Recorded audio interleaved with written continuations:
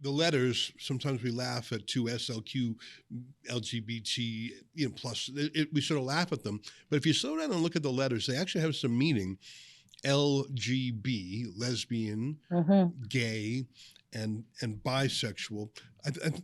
Then the letter T, that's the one that's sort of been emphasized in the last 10 years. And I think that has really caused some blowback on the gay rights movement, the traditional gay rights movement, because now it's an invasive thing. Men in women's locker rooms, men in women's sports, men in women's change rooms, men in women's prisons.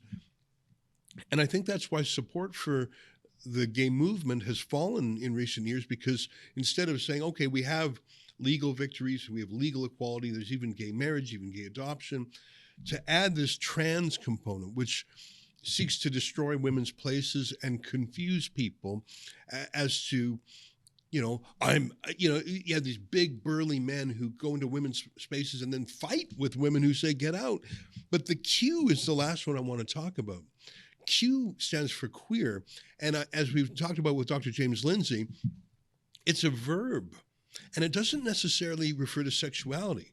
Queering something, you could queer math. You could queer history. And that doesn't mean you're sexualizing math. It means you're criticizing it, destroying it, undermining it, deconstructing it, raising it to the ground. Queering is the opposite of the word normalizing. Anything that's normal, you want to deform, destroy, revolutionize. So it's changed from, hey, we're gay men in our private space, leave us alone, don't fire us from our jobs and throw us in prison, to now expect men in your change rooms, that's the trans part, and we're going to queer everything. We're going to destroy everything in a sexual communism. We're going to raise everything to the ground. I don't know. Looking at that parade, it's full T and full Q, isn't it? You're so right. I'm glad that you mentioned that. Essentially, the whole agenda to queerify everything, including our children, is anti-normal. It's anti-family. It's anti-democracy. It's totally tied in Marxism. That parade used to be called the Vancouver Gay Parade. Now it's the Pride Parade, with an absolute emphasis. If you go on their website, it has queer right there as one of the addition. They can't just say LGBTQ plus. They have to say and queer and allies, because they want to make sure you know which group you're in to be there. And that's exactly what's happening. You also mentioned the furries. I didn't exactly see furries there, but I certainly believe I was noticed by a concerning group to be a part of this, if this is a so-called family-friendly Pride event, and that is the Vancouver Men in Leather, and they appear to be wearing leather masks that are animals with their full rear out, and I'll share the clip, but what I see here is a man here, he's got his whole rear end exposed, and when he notices 2 or 3 little girls, what does he do? He pivots and shifts so that he can expose that to the children. Very concerning. So a lot stood out to me covering this, and you mentioned some of the things that I actually went to ask this community about. What do they think about biological males in sports? What do they think about children transitioning? What do they think? What does Pride mean anymore? Is this about equal rights as it once was, or have we already achieved that? Did you get anyone to talk with you? Because I think part of the queer agenda is the same thing as the woke agenda, the cancel culture. If you dare speak out against transgenderism in sports, you'll be canceled as a transphobe. Do they even talk to you, Drea?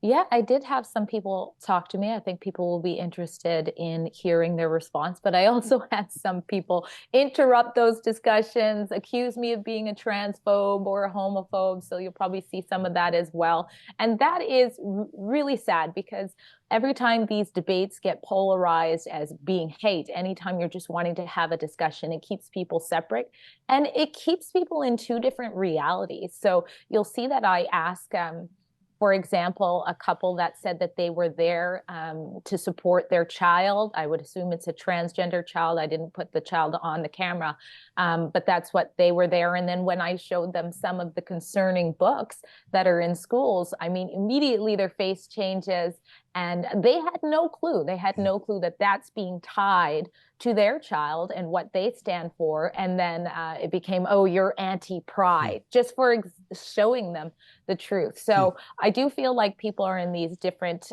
societies. I think you can see Trudeau come out and if he says something like happy pride, it's followed by we stand against hate. Like you can't have just one part without the other. Well, that's right. I forgot Trudeau had been in BC. He was surfing in Tofino. I think it was a 2-week vacation or something astonishing. I've never heard of a prime minister take such a long vacation while the world is burning. Literally, Jasper was on fire. He didn't care. Yeah. So then he went back east, and then I heard he flew all the way out to Vancouver for like a 20-minute appearance at that parade to get some photo ops. Then he hopped on the plane and went back. Do we know his itinerary? Was it really that short? It was less than a day, wasn't it? Like he was just in for a photo op and then he went back east, didn't he? Well, I confirmed with the Vancouver PD that he did not march in the parade. He was there before it started on Davie Street. And you're right. I think he was there to get some political photo opportunities. I made a joke on Twitter that he managed to find the only Black woman wearing a Jesus shirt at the Pride Parade for a great picture there. And my understanding is that before I was even done covering the parade, he was already in Alberta. So it was very in and out. I certainly didn't see him or his security detail. And to put this in perspective, that's something else that stood out to me is just how massive this is celebrated. The estimates are around 100,000 people came out. I think that could be accurate. It's on a stretch of about 3.1 kilometers, and it was pretty packed. So if I came here, I would think this is our national holiday. This is our celebration. You have the schools out, you have the banks out, you have the emergency services out, you have every big business you can think of, Walmart, all the other grocery stores, like even the No Name brand is walking around. Everybody is out there. And that was astonishing to me. I understand. And this may be one reason why Trudeau was in and out, not even marching, just a little photo op.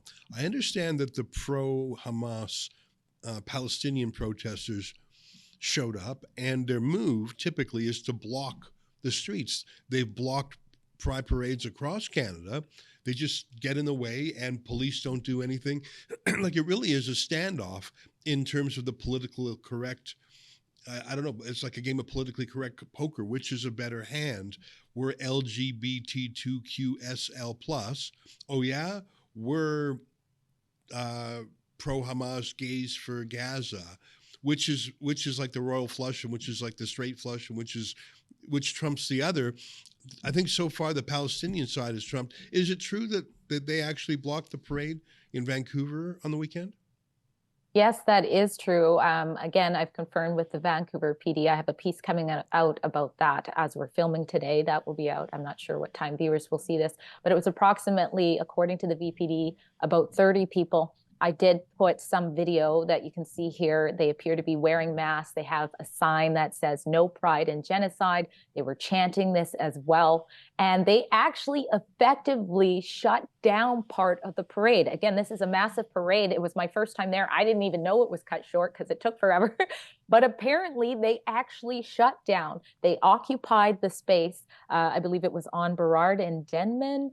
And the Pride Society talked with them for a bit and agreed to shut down their freedom of expression. Wow. I mean, if any other group had done this, this would be hate. If this was Christians out there, not even blocking them or stopping them, but standing in a group on the sidewalk, that would have been seen as hate. Or if this was parental rights protesters, the Pride Society, the organizers behind it, put out a cryptic statement omitting who actually shut them down.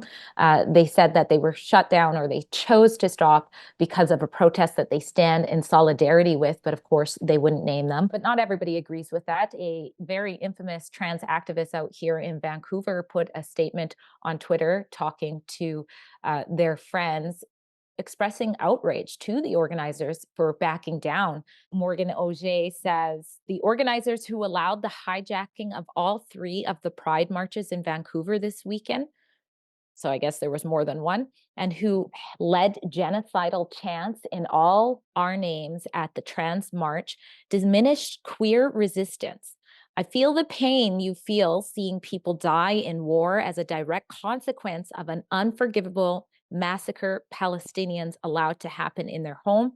Hamas kills and tortures more trans people than all the world's TERFs combined.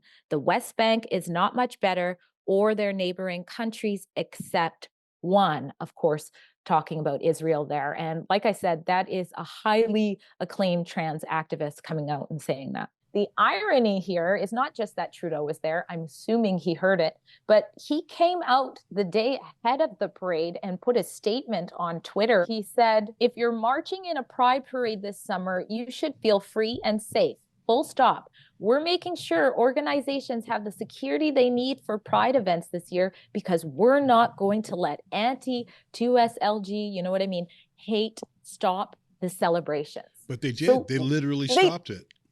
They literally stopped it. And it's not the first time. They did it in Victoria last month. They stopped it and he's silent. And not only is he silent, so is his media. As we're talking, the only media I've seen do a piece on this is the Daily Hive.